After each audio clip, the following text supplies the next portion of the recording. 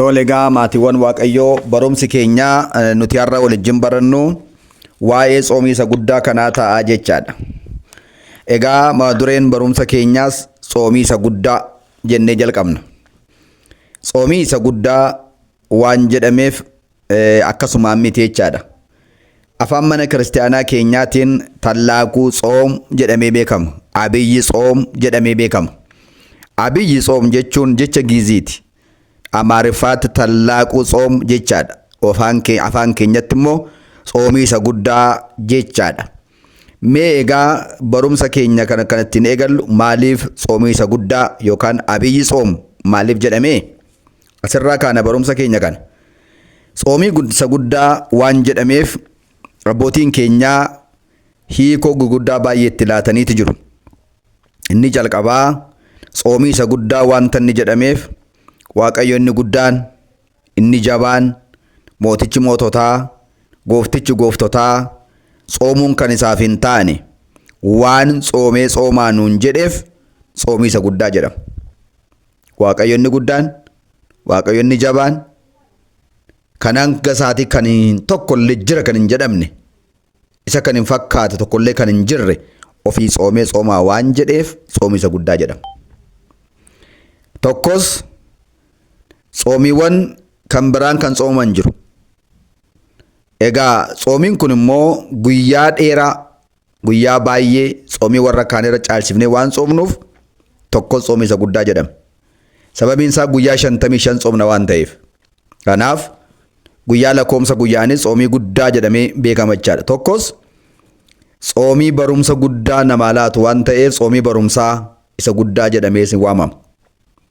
Tsoomii barumsaa isa guddaa jedhamee waan waamamuuf gooftaan keenya Yesuus Kiristoos biyya lafaa kanarra waggaa deemaa turetti gochaanis jechaanis barsiisaa tureera.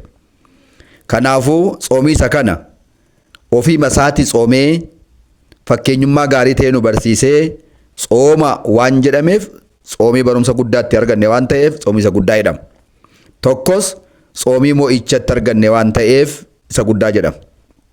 Tsoomii injifannoo mo'icha guddaa itti arganne waan ta'eef tsoomii isa guddaa jedhama. Akkas jechuun maal jechuudha jechuu dandeessu ta'a.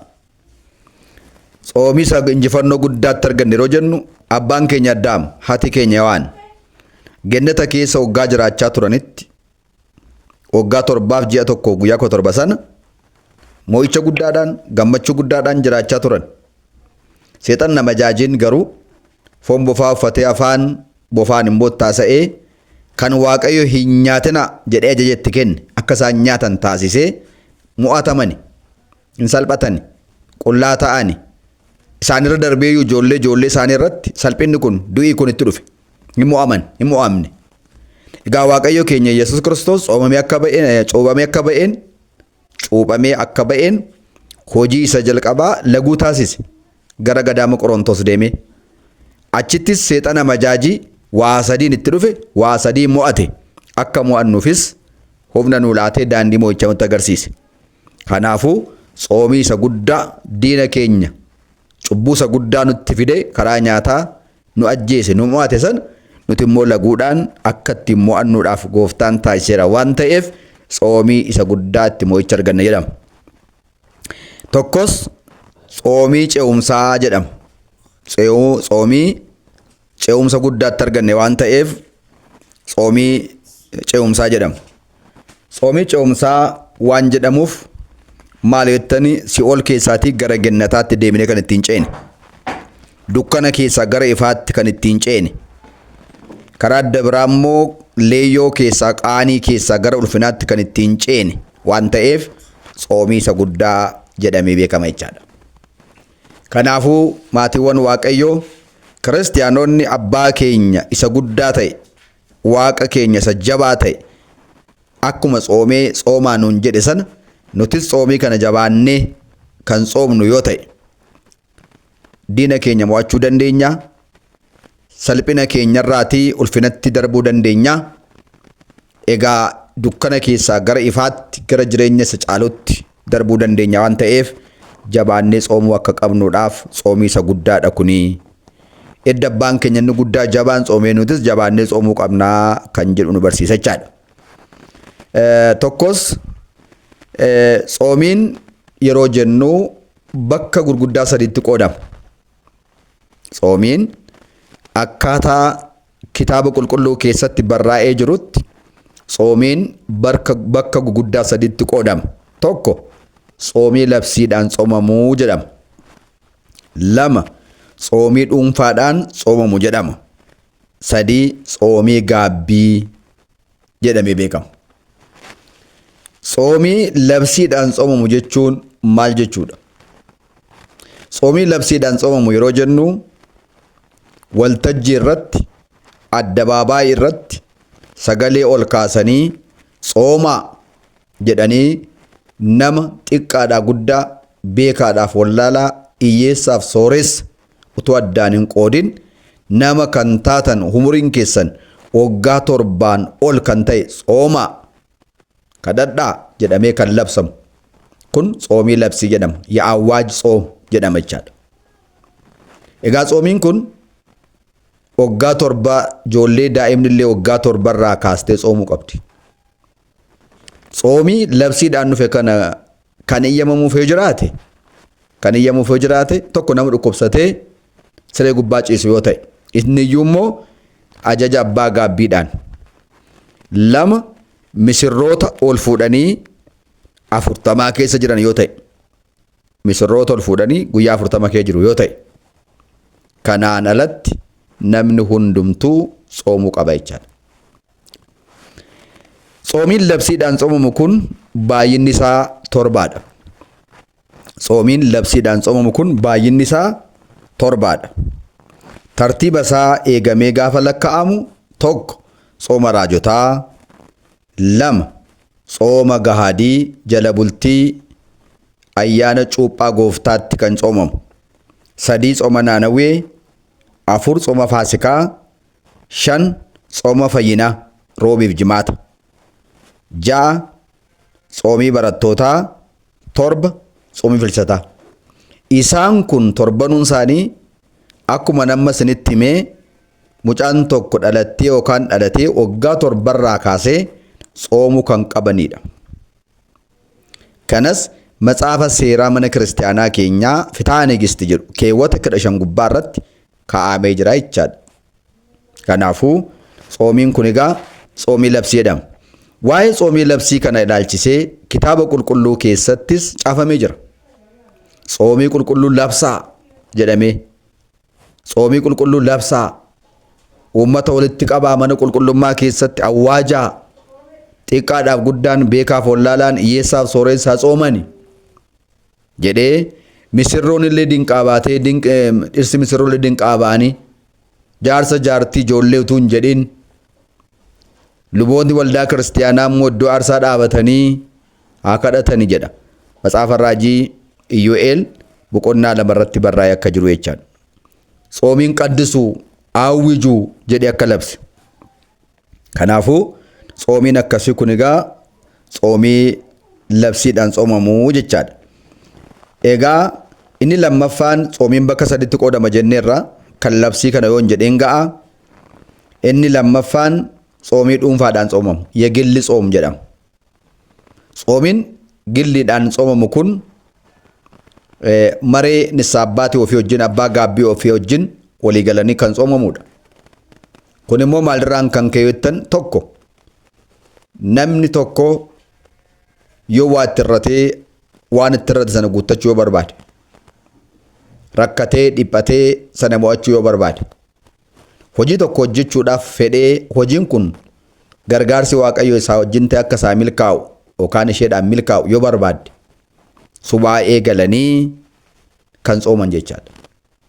Subaa eegalanii cufatanii tokko dabree ofii keessatti yoo bakki hin jiru ta'e immoo gadaamii deemanii kan abbaa gaabbii wajjin mari'atanii kan tsoomachaa. Tsoomiin kun guyyaa 3, guyyaa 5, 7 akkanuma jedhee itti fufuu danda'a jechaadha. Inni kun egaa yegilli tsoom jedhama jechaadha. Tsoomiin kun yeroo baay'ee faayidaa guddaa qaba. Faayidaa guddaa qaba namoota bu'aasaa baraniif. maal jedhamee beekama? Subaa'ee jedhamee beekama. Subaa'ee. Egaa yeroo subaa'ee kana seenanis callaadhaan soomamu. Sanbata guddaa galgala yoo galan gadiin ba'anii cufatanii ma oolu. Borumtaasaa sa'aatii 12 gaafa ta'u abbaa gaabbii dhufee mana irraa bana. Waan barbaachisan hundaa fudhatanii seenu. Ganama sa'aatii 12tti, 3tti, 6tti, 9tti, 11tti, halkan kiyaa 3tti, halkan kiyaa sa'aatii 6tti sagadaa faarsaa daawwit dagamaa kan lagatamuudha jechaadha. Kun hufna guddaa kan namaaf laatudha. Inni kun maal jedhama egaa? Yegeelli tsoom jedhama jechaadha. Karaa adda biraa inni sadaffaan tsoomii gaabbii. Tsoomii gaabbii yeroo jennu maal jechuudhaan immoo namni biyya lafaa kana keessa hamma jiraatutti nama waan ta'eef hin dogoggora yookaan ni dogoggorti. Seera waaqaa cabsina. Karaa waaqarraa gorra. Booda keessa garuu barumsa barsiifamurraan kan ka'e namni maan kana godhe jedhee gaabbee of dhaanee maal gochuu naa wayya fayyuudhaaf jedhee abbaa gaabbii isaa dhaqee mari'ata yookaan mari'atti. Yeroo kana abbaan gaabbii kun maal jedhaanii irraa dhaggeeffatee edda jedhee booda gorsa gorsanii dalaatanii booda guyyaa amma kanaadhaa namatti hin dubbatin tsoomi, sagadi, waan akkasi godhi jedheetoo gorsa. Egaa namni sun waan balleessanirraa gaabbuudhaaf jecha tsoomee kadhata jechaadha. Abbaan sunis hin kadhatuufi abbaan gaabbiis abbaan kunis akkanatti hin kadhata. Inni kun maal jedhama egaa? Waan balleessanirraa hiikama argachuudhaaf jecha kan tsoomu jechaadha. Akka dhuunfaatti kun. Karaa adda biraa akka biyyaattis jira kun. Akka biyyaattis akka waldaa kiristaanaattis ni godhama. Fakkeenyaaf akka biyyaatti tsoomii lallaba naanawwee sabi naanawweedhaan lallaba Yoonaas irraa kan ka'an tsoomtaniin kadhattan taanaan gaabbii galtaniin deebitan taanaan Waaqayyo biyya keessan kan gubee balleessuudhaaf jedha gaafa jedhu jarri sun maal godhanii? Gaabbii galanii guyyaa 3 bo'anii kadhatanii Waaqayyo jedhiifamaan ilaala. Kun amma tsoomii gaabbii jedhama. Kana jechaadha. Tokkos tsoomii gaabbii inni jedhamu kun namni dhukkubsata. Gaafa dhukkubsatu maalan balleessi laata, maalan godhe laata, yookaan hin qorama, yookaan waa tokko ta'a. Gaafa sana of sakattaa, of ilaala. Abbaa gaabbii isaa bira dhaqa. Ilaa kunoo akkana waan an godheefananii natti fakkaata. Akkana jedhee yaada. Mi waan kanaaf adaba naa kennaa gaafa jedhu ammas sagada kennuuf. Yoo namichi hin danda'u ta'e illee namni biraan akka isaaf sagadu maqaa isaan akka sagaduuf. Yoo abbaa ta'e ilmoon, yoo ilma ta'e abbaan akka sagaduuf akka tsoomuuf hin danda'ama akkasittiin. Baa'olee keessanii baadhaadha waan ta'eef. Akkaataa kanaan nama kanaaf wanti godhamu kun egaa kan gaabbii jedhama. Tokkos sadaffaa irratti barumsa cita mana kiristaanaa barachaa ture namni tokko barumsa cita mana kiristaanaa barachaa ture saama barachaa jiru kana jechaadha. Gaafa xumurarra ga'an gaafa eebba isaarra ga'an gara inni saabbaatti deemu. Gara qurbaana dhaquudhaaf fuuldura gara inni saabbaatti deemu. Gara abbaa gaabbii deemu. Gaafa abbaa gaabbii sun qoratee gara qurbaanatti dabarsuudhaaf gaafa jedhu tsoomii kenna. Tsoomii kennaaf abbaa kanaaf yookaan nama sanaaf. Tsoomii sana gaafa xumuru hiikama laatuuf kitaaba Fitaaza Waldi jedhamu jira sanarra dagamuufi yoo cubbuun isaa kana maata ta'e immoo matsaafa Qeedar kan jedhu damma dagamuu irratti edda sanaa booda bushaan irratti kadhannaa godhanii Waaqayyo inni cubbuun hojjenne cubbuu keerraa si haa hiiku jedhanii xammaqu. Dibata dibu. Kanaaf egaa namni kun eebbifamee qulqullaa'ee gara qurbaanaa deema jechaadha. Kanaafuu tsoomiin akkasittiin laatamu kun maal jedhama egaa? Yenissaa tsoom jedhama. Yoon kana jedheen egaa inni kan biraan tsoomiinni guddaan kun egaa tsoomiinni guddaa jedhamu kana laalla. Amma egaa tsoomiin bakka 7tti qoodama jenneerraa tsoomii manni kiristaanaa qabu tsoomii 7 jenneerra. Tsoomii raajotaa, tsoomii gaadii, tsoomii naanawwee, tsooma faasikaa, tsooma fayyinaa, roobiif jimaata. ja'affaa tsooma barattootaa, torbaffaan tsooma filsataa jenneerra. Kana keessaati amma bal'inaan kan nuti ilaallu tsooma isa guddaa abiyyi tsoom, yefaasikaa tsoom, yahudaadee tsoom, yageetaa tsoom kan jedhamu kana ilaalla jechaadha. Waa'ee tsooma isa guddaa kanaadhaa qulqulluun Yaareed abbaan qooqaa biyya Itoophiyaadhaa sanbata guddaa guyyaa 55 kana keessa jiran irratti bakka 8tti gargar qoqqoodee maqaatti moggaasee akka lallabaaf ta'u godhee jira. Kunis maalinnaa jettanii sanbati fakkeenyaaf inni kaleessaadhaa Zawarade jedhama. Sanbati inni itti aanu lammaffaan dhufu Qiddisti jedhama. Sanbati inni sadaffaan Makuraab jedhama. Sanbati inni arfaffaan Matsaaguy jedhama. Sanbati shanaffaan Dabra Zayit jedhama. Sanbati ja'affaan Gabraheer jedhama. Sanbati torbaffaan Niqodemoos jedhama. Sanbati inni 8ffaaf inni dhumaa Hoosaayinaa jedhama. Kana qulqulluun Yaareed kitaaba isaa Duggaa jedhamu irratti dhugaadhumatti qiddaasee guyyaa kana qaddasamu, wangeela guyyaa kana dubbifamu, ergaawwan guyyaa kana keessa dubbifamuu qaban hafuura qulqulluudhaan geggeeffamee kan waggaattitu irratti ittiin dabalamin kan tajaajila ittiin kennamu godhe jira jechaadha. Haaluma kanaan egaa sanbata guddaa kaleessaa irraa kaasee hanga gaafa sanbata duraa dhuftu kanatti barumsi mana kiristaanaa keenya keessatti barreeffamuu qabu Zawarade kan jedhu ta'uu qabachaadha. Mee Zawarade jechuun maal jechuudha? Zawarade jechuun jecha Giiziiti. Samii irraa kan gadi bu'ee jechaadha. Wangeelaa Yohaannis boqonnaa 3 lakkoomsa 13 irratti samaa irraa kan gadi bu'e sana malee deebi'ees kan ol ba'e tokkoyyuu hin jiru jedha. Inni eenyudha? Ilma Waaqayyo jiraataa Waaqayyoodha. Ilmi Waaqayyo Waaqayyoodha. Iyyasuus Kiristoos Waaqayyoodha. Iyyasuus Kiristoos Alfaa Omeegaadha. Iyyasuus Kiristoos hundumtuu isaan kan ta'edha. Maaliif samii irraa gadi bu'eere? Samii irraa dhufee gadi bu'e. Maariyaam durbarraa dhalate. Cubburraa kan hafate kan dhalli namaa hojjete hunda naannee hojjete. Maaliif? Akkuma sila xuquudhaaf yaalle turre karaa nyaataadhaa Addaamiif Hewaan dogoggoran. Seexan nama jaajin isaan dogoggorse. Isaan salphise, qullaa isaan taasise. Akka isaan Si'oolitti gadi bu'an taasise. Inni immoo atsafaa kanaa deebisee fi waadaa Addaamiidhaaf seene sana raawwatee waan dhalli namaa hojjetu hundaa hojjete foon namaa uffatee akka namaatti deddeebi'ee nu fayyisuudhaaf dhufuusaa kan ittiin barsiifamu waan ta'eef Zawarade jedhama. Kanaafuu torbeen kun guutummaan waa'ee kanaatiin barsiifamaa jechaadha. Inni lammaffaan torbeen itti aanu immoo Qiddisti jedhama. Qiddisti jechuun qulqulluu yookaan sanbata qulqullooftuu. Karaa adda biraa ani Waaqayyo abbaan keessan qulqulluu akkan ta'e isinis qulqulloota ta'a. Yoo qulqulloota taatan malee mootummaa koo dhaaltanii naajin jiraachuu hin dandeessanidha cidhiinsa. Kanaaf waa'ee mana qulqulluu, waa'ee sanbata qulqullooftuu, waa'ee jireenya qulqullinaa torban kana guutuu waa'ee kanatu barsiifama.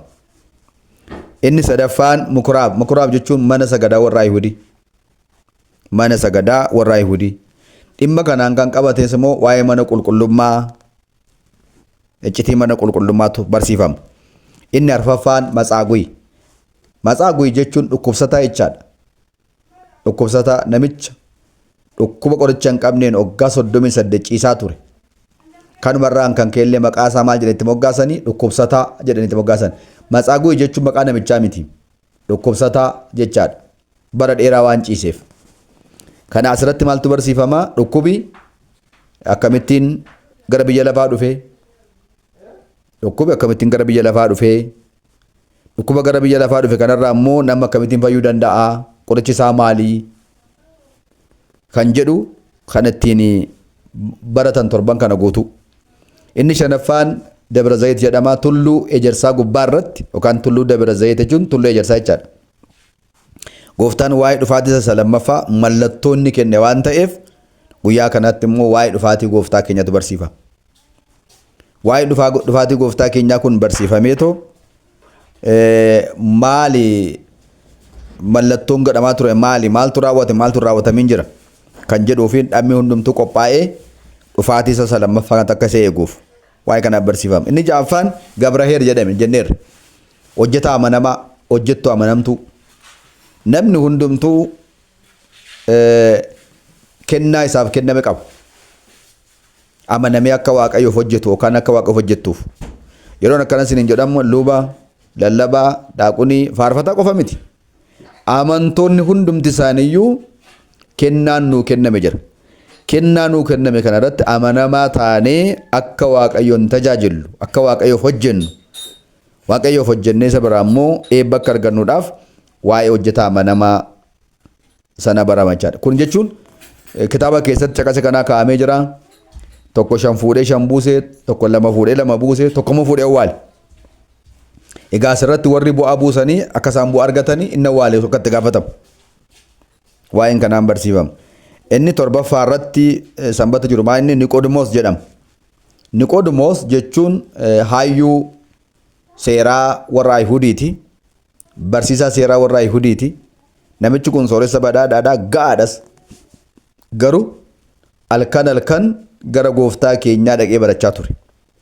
Barateellee iccitii cuuphaa galee fi gooftaatti amanee gaafa jimaataa gaafa namni hundumtuu buusee deeme. Inni garuu dhaqee Phiilaaxoosiin kadhatee gooftaa keenya fannoo irraa gadi buuseellee akka inni boolla haaraa keessatti kafana haaraadhaan kafanamee akka inni awwaalu kan taasise. Namni kun nama cimaadha. Niqoodimoos. Kanaafuu namichi kun waan gaarii hojjete kanaaf mana kiristaanaa keenyaa keessatti matsaafa isa guddaa kana keessatti seenaan isaallee katabamee fi yaadannoon isaallee ta'ee jira jechaadha. Mee yaadadhaa gaafa tsoominii kamu guyyaa 50ffaa guutuu keessatti yeroo Beetelemiidhaa sigaa wadamuun gara mataskaanaa gaafa dhufu Yoosef Niqoodimoos foon kee kana gannazanii akkuma awwaalchaaf si qopheessan kana harka keenya kan akka kana nu taasisi akka isa eebbifte nu eebbisi jechaa fidu yaadannoo ta'e jechaadha. Kanaafuu asirraati maaltu baratamuu qaba gaa namoonni sooressa ta'an namoonni beekumsa addunyaa kanaan illee guddaa ta'an guyyaa yeroo qabu anoo jedhanii sababa kan goone galgala yeroo boqonnaa isaanii galgala yeroo riba isaanii boqonnaa isaanii dhiisanii riba isaanii dhiisanii gara gooftaa gara dubbii sagalee fayyinaa gara mana qulqullummaa deemanii gara lubaa deemanii gara lallabaa deemanii akka isaan baratanii akka qophaa'an fakkeenyummaa gaarii kanaan kan jedhutu barsiifamaa jechaadha. Inni 8ffaan Hoosaa'inaadha.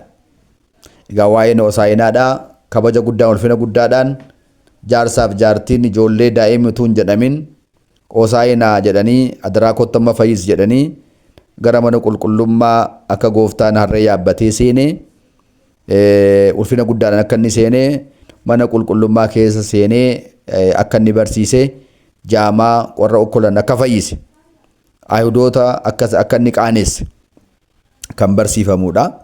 Egaa walumaa galatti guyyaa 55 kana keessa sanbata guddaan jiranii 8tu jiru.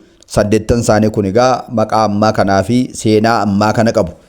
Tokko bal'ina barumsa isaanii laatamuu qabu yoo Waaqayyo jedhee waliin ilaalaa deemuu dandeenya. Ammaaf garuu ibsuma maqaa isaanii qofa isin himuu barbaade. Inni kan biraan tsooma isa guddaa kana keessatti waan nuti ilaallu gooftaan keenya Iyyasuus Kiristoos halkan 40 guyyaa 40 tsoome.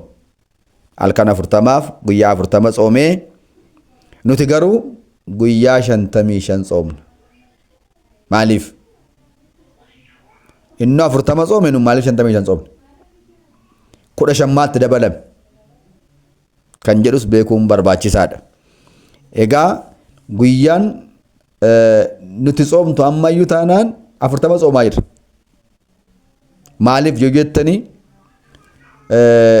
guyyaa 55 kana keessa sanbata guddaa 8 fi sanbata duraa 7tu jira. Eeda'amni guyyaa kanaa 15. Sanbata lamaanuu ganama kaanee buna dhunna. Qursii nyaanna. Waan qibaatii qabu waan gara foonii ta'an hin nyaannu malee. Ganama waan ciree nyaannee buna dhunnee shaayii dhunnee jennuuf akka dafinoo gaafa jimaataatti hin lakkaa'amu. Isaan kun gaafa 55 kiyaa 15 kun gaafa hirratan 40 ta'a. Kanaaf dafinoodha hanga jimaataatti inni nuyi tsoomnu guyyaa 40 jechaadha. Waa'ee sanbata sanaaf jecha abbootiin calallanii kiyaa baasan. Tokkos isheen guyyaa 15 kun yaadannoo Yiriqaaliitis. Yaadannoo Yiriqaal nama jedhamuuti. Egaa isa kana bal'ina isaa guyyaa biraa waliin barachuu dandeenya. Egaa yoo Waaqayyo jedhe guyyaa boriirraa kaasnee kan ilaallu maaliif gooftaan guyyaa 40 tsoomee kan jedhu ilaalla. Iccitii guyyaa 40dha. Kitaaba qulqulluu keessatti iccitiin guyyaa 40 waan baay'ee jira waan ta'eef. Tokkos faayidaan tsoomii maali? Amma ammaatti egaa ibsuma isaan sinii kennuu barbaade, seensa isaan sinii kennuu barbaade, garuu iccitii inni guddaaf olaanaan nuyi baruu qabnu waa'ee guyyaa 40 fi faayidaan tsoomiin dhala namaaf kennu maali? Dhumarratti yeroo tsoomii tsoomnu kana keessatti qormaati jiru maali? Kan jedhu ilaallaa jechaadha. Egaa gamanumaan garuu kan hubachuu qabnu maatiiwwan Waaqayyoo egaa tsoomii isa guddaa kana gaafa tsoomnu waa guddaa arganna. Tsoomii isa guddaa gooftaan tsoomee tsoomaa nuun jedhe kana gaafa tsoomnu waa guddaa arganna. Eebba guddaa arganna. Jireenya guddaa arganna. Mo'icha guddaa arganna. Kana waan ta'eef jabaannee tsoomuu qabna. Jabaannee tsoomuu qabna. Yeroo tsoomii kana tsoomnu kana keessatti wanti gochuu qabnu inni guddaan kasoomina qabaachuu qabna. Kasoomina qabaachuu qabna. Yeroo tsoomii kana tsoomnu waan gaarii hojjechuu qabna. Yeroo tsoomii kana tsoomnu keessatti ija keenya eeggachuu qabna. Afaan keenya eeggachuu qabna. Harka keenya eeggachuu qabna. Laphee keenya eeggachuu qabna. Adeemsa miila keenyaa eeggachuu qabna. Tsoomii jechuun midhaanii bishaan lagachuu qofa miti. Tsoomii jechuun midhaanii bishaan lagachuu qofa miti.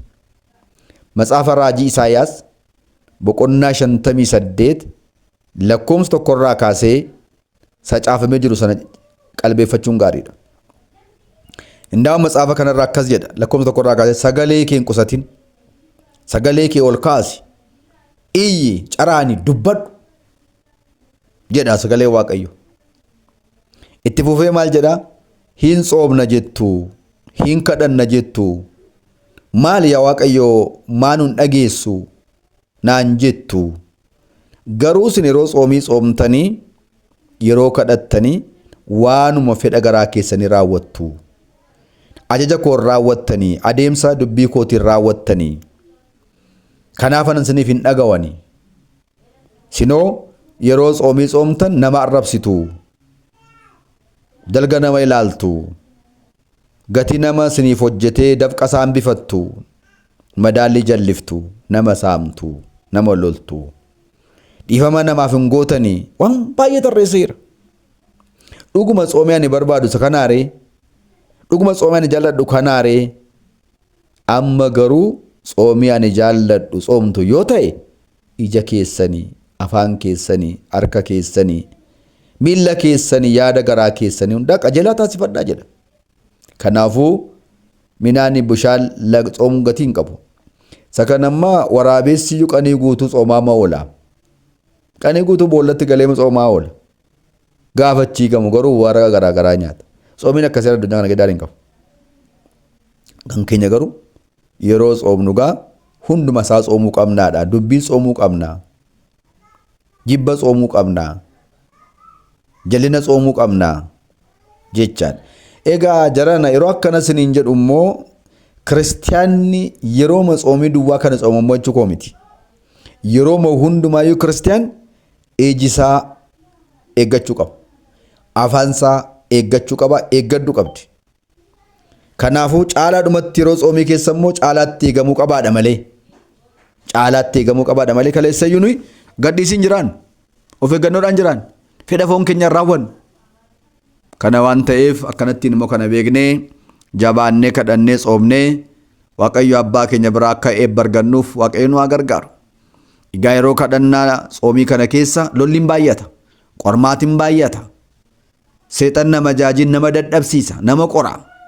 sakanammoo ati narraa ifadhu, ati na jabeessii, ati na dhaabii jennee jabaannee tsoomnee kadhannee nama diina keenya diiyaabiloosiin mo'ate ayyaana isaa gonfatu Waaqayyoon waa taasisu.